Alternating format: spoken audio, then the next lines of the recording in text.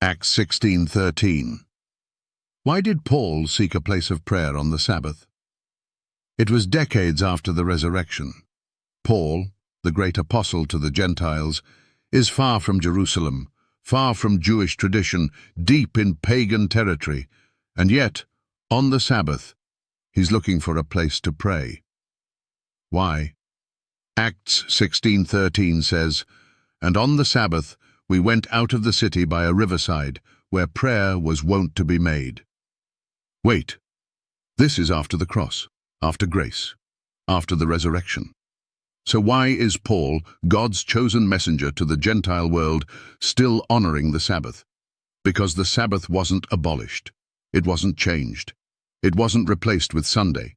It was alive, active and sacred to every New Testament believer who obeyed God rather than tradition. This single verse destroys the modern myth that the Sabbath ended at the cross. Because if it had, Paul wouldn't be keeping it in Philippi, a Roman colony with no synagogue.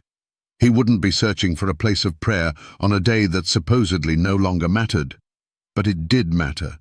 It mattered to Jesus, it mattered to the disciples, and it mattered to Paul.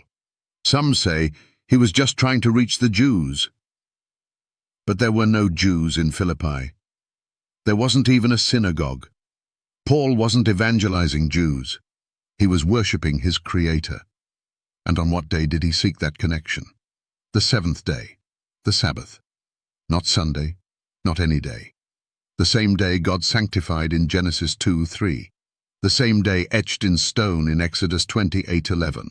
The same day honored by Jesus in Luke 4:16. If Paul believed the Sabbath was nailed to the cross, why did he risk public attention by gathering at the river to worship? Why didn't he tell the women, "Good news, ladies, we're under grace now, no need for a Sabbath"? Because Paul understood what most modern preachers ignore. The Sabbath isn't a Jewish burden, it's a divine blessing. It's not law versus grace, it's grace inspiring obedience. In Isaiah 56, God promises that even the sons of the stranger, Gentiles, who keep my Sabbath, would be brought into his covenant. That's not old covenant legalism. That's eternal prophetic truth. So why do pastors preach Sunday? Why do imams call the Sabbath irrelevant? Why do priests cling to traditions that never came from Christ? Because truth challenges comfort, and the Sabbath challenges tradition. Paul's action in Acts 16:13 wasn't legalism, it was loyalty. He wasn't clinging to the past, he was honoring the eternal. He didn't gather to perform rituals, he gathered to pray. On the very day God set apart for communion and rest.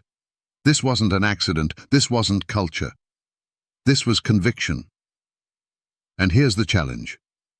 If Paul kept the Sabbath years after the resurrection, if he sought a place of prayer when others were doing business as usual, what excuse do you have?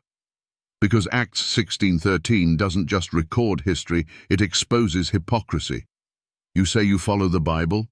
Then follow Paul. Follow Jesus. Follow the God who never changes.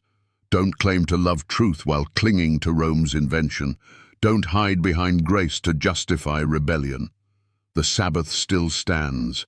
God still calls. And those who listen will, like Paul, seek a place of prayer, not on a man-made day, but on the one God called holy. So when the next Sabbath comes, where will you be? At the river like Paul, or lost in the crowd following tradition?